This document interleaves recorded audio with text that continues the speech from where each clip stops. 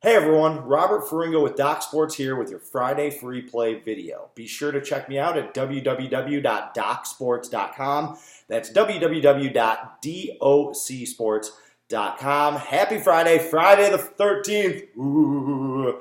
Hopefully all of you are looking forward to the weekend as much as I am, not just for football actions, but for, life. Weekends are awesome. So let's make the most of it this weekend. I, however, absolutely am specifically looking forward to having a great football weekend. I don't know why. I feel good about this weekend. I feel eerily confident about this weekend. I think there's going to be some good things happening. 6-unit play and a 5-unit play in college on Saturday.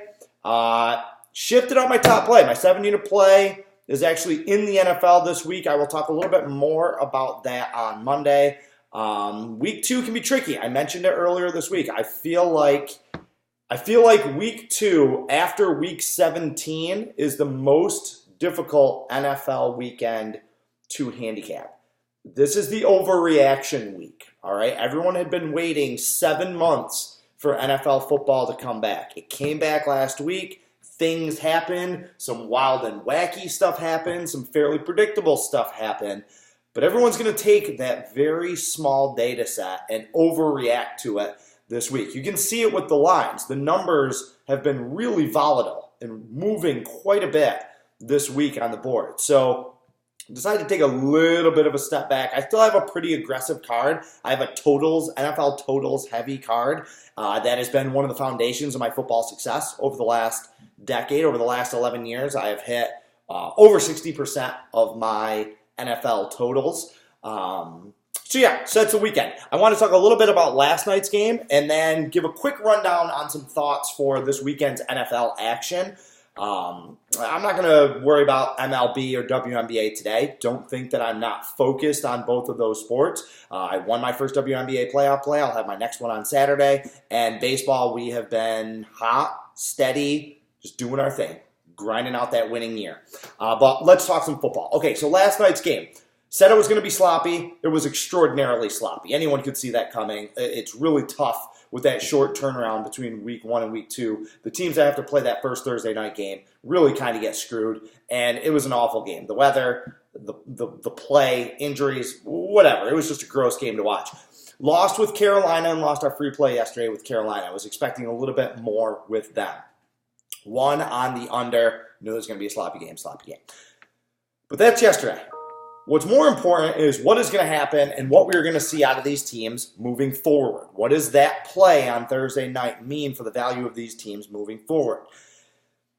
I think it's going to be good. I think losing that play on Carolina is actually going to benefit us in the long run. This is what poker players do. Sometimes you got to pay for information. You'll lose a pot to gain some information about your opponents and make it pay out more in the end, all right? Carolina plays at Arizona next week. I think they're going to be, even though they're 0-2, I think they're going to be about a 4.5-point favorite. Now, where that line goes within a point either way is going to depend on how Arizona plays at Baltimore. If they just get ramrodded and lose by 30 points, then Carolina could be a 5 or 6 point favorite in that game. If Arizona wins, stranger things have happened, especially earlier in the season, or if they play very well in a competitive game against the Raven, maybe I could see that line being a little bit smaller since they were, 2.5, 3 point home underdogs against Detroit. The line could settle in around that against Carolina. However, Carolina, extra time to prepare. I don't like Arizona at all. I think Arizona is a garbage trash team. We're going to talk about them a little bit more in a second. So there could be some value on Carolina to regroup now that they are in desperation mode next week. They will obviously have to play better than they did last night, especially the loser Cam Newton. Tampa Bay is a little bit more interesting, though. Winning might have been the best thing for them, for us as bettors. They now have extra time to prepare for their next game, which is at home on the 22nd against the Giants, who are terrible.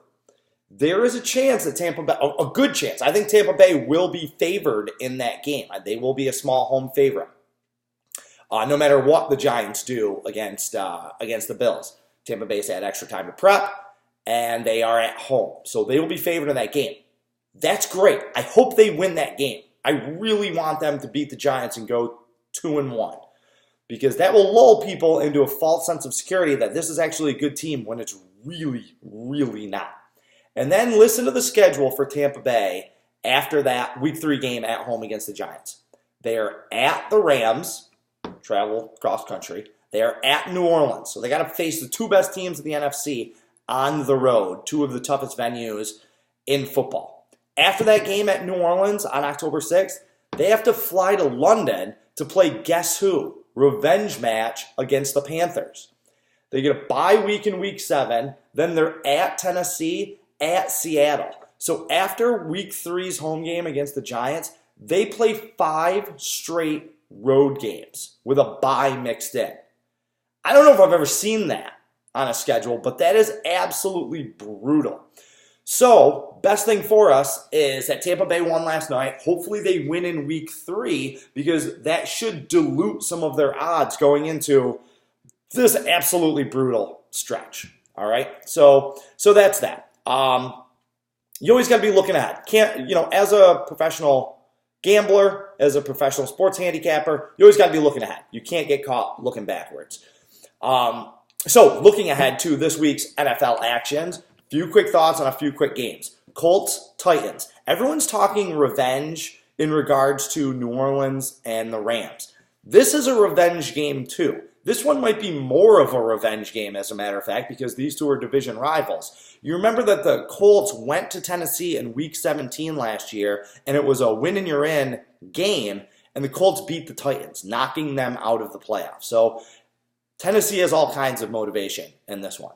One of the more intriguing games, part of it is because I'm from New York and so many of my friends are loser Bills fans, but that Buffalo Giants game is going to be really, really interesting to me. If the Bills win, they could be 2-0. That's shocking, especially compared to, we're going to see some 0-2 teams that we never thought would happen at the end of this week. The Bills could be 2-0. However, they have this weird little brother complex with the Giants. They just can never seem to beat the Giants. Maybe it goes back to the Super Bowl loss, but something about playing the Giants, and the Giants are bad. They are a really bad football team.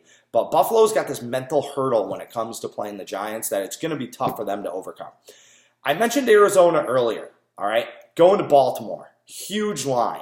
I feel like I've seen this game before, okay? Now, I love Baltimore. I love them. I like them a lot. I like that in an age where everyone's trying to go smaller, faster, more of a passing game, the Ravens are playing old school football, and I love it. I love that they're physical and that they are trying to smash the ball down people's throats. Love it. That is a perfect juxtaposition to Arizona, who brings in Cliff Kingsbury and is probably the most blatant embodiment of the pass wackiness that the NFL is becoming. And what the NFL is trying to embrace in terms of offensive football. So it really is a clash of styles. Everything's favoring the Ravens here. Rookie quarterback, first road start, early start for a West Coast team. All that said, something tells me that I like Arizona in the first quarter of this game. I have a feeling that they're going to come out throwing the ball all over the place, that Baltimore might be a little too fat, dumb, and happy after their blowout win over Miami. They are huge favorites at home. They may not be taking this game as seriously as Arizona. Just call it a hunch, okay? I like Baltimore to win. I did not release a play on the Ravens, even though I do think that they could absolutely paste Arizona. I didn't release a play on this game because I just got bad juju about it. I'm telling you, look at that Arizona in the first quarter line. I could see them coming out, throwing the ball all over the place, and maybe getting that first touchdown. Patriots-Dolphins, comical line, comical team. I know there's a lot of sharp bettors, a lot of professionals that are putting their money on Miami. They say, hey, if you're going to give me 18, 19 points, I'm going to take it. I don't care who the matchup is. First of all, I don't bet against the Patriots ever, just on spec. I will not bet against New England. If I don't like New England in a certain week, I just don't bet that game. But I will never bet against Bill Belichick and Tom Brady. Never, ever, ever. So I think it's insanity, anyone that's betting the Dolphins. You can't tell me that you couldn't see this game being 41-6. They're just, Miami is really going to threaten 0-16. San Francisco-Cincinnati, really interesting game. You remember last year coming into the season, last year the 49ers were this year's Browns. They were the it team. They were the trendy team. There's one every year. Last year was San Francisco. in typical trendy team fashion, they face-planted last season, and they were terrible. Well, they came into this year with none of the hype. All the same players, just a year older, a year more well-versed in Shanahan's system, presumably a year better. Nobody's talking about them. If they win this game against Cincinnati, Cincinnati's not very good. They play tough in Seattle, but they're not a great team by any stretch of the imagination. San Francisco wins this game. They're 2-0 with 2 road wins. That's how you get to the playoffs. Road wins. Take care of your business at home, win a few games on the road, you go to the playoffs. So keep an eye on San Francisco. I know a lot of people like Cincinnati. It is tough to go across the country for West Coast teams and win. It's really hard to do it 2 weeks in a row, like San Francisco was being asked to do after their game in Tampa Bay last week. But I'm not writing them off. They're a pretty good team that we are buying low on right now. Last game I want to touch on is Philadelphia-Atlanta. There is some pressure on this line that is pushing it up. When the line was released, Atlanta was a small favorite. That slipped through between Sunday night and Monday. Philadelphia has been favored all week. That line's moving from 1 to 1.5. Now it's up to 2 at some books. I could see this line getting up to 2.5. I don't think it'll get to the 3. Atlanta shouldn't be a 3-point home underdog to the Eagles. But I could see this number creeping up. Depending on how the early action goes, I think a lot of people could be pushing their money towards the Eagles in that late game. So if you like the Eagles, play them now. That line's moving. But it's just odd to me that everyone is jumping ship on Atlanta. They have been a pretty good home team and a pretty good bounce-back team under Matt Ryan. So that's a really interesting game for Sunday night. All right, free play time. Sorry, that's a lot of babbling. I threw a lot at you right there. Hopefully there were some good takeaways. These are some of the things that I am looking forward to and that I am going to be watching as I watch football this weekend. My free play. Take number 264. We're staying in the NFL. Take number 264, the Detroit Lions, plus 2.5 over the Los Angeles Chargers. There's a lot of reasons I like this game. This was literally the last game that I took off my card when I submitted it this week to my clients. I like Detroit. I don't like the Chargers this year. I think they're overrated. I think they're overvalued. I think all of the value is betting against the Chargers this year, and I think that this is a pretty good spot. We should have hit with Detroit last week in Arizona. All right, they blew that, 24-9 lead in the fourth quarter. Unlucky. Well, some of it was stupidity. Some of it was just bad luck that they could not hold on to that lead against a bad Arizona team. I feel like this is a good spot for them. They can kind of have a little bit of a sneaky home field advantage against teams that aren't used to playing there. Once again, we have the early start time for the West Coast team. The Chargers have not been great on the road and have not been a good road bet over the last 5 seasons. They're still missing some key pieces, some key players to injury. But the big thing is the reverse line movement on this game. I feel like the Chargers are one of the squarest plays on the board. The public loves it. First of all, the line was a little bit of an indicator. Home underdogs of less than 3 points is always something that's going to get my attention in NFL betting. But even though over 80% of the action is coming in on the Chargers, this number is going down. I'm seeing the Chargers at -2 at a majority of the sports books. You can still get 2.5s out there. So we'll grade this free play at 2, we'll say, but there are still some 2.5s out there. Go grab them now because I feel like this line is going to keep moving down. I feel like the Chargers are going to lose outright. I think that this is going to be one where the public takes it on the chin. I don't like the Chargers this year. There's a situational advantage for Detroit. The reverse line movement is a serious red flag. So that's what we're going with. Take Detroit +2, 1 o'clock on Sunday. That's it, everybody. Have a great weekend. I will be back Monday. We will recap how things went. Hopefully I'm bragging about how amazingly well we did this weekend. But in the meantime, carpe diem. Good luck.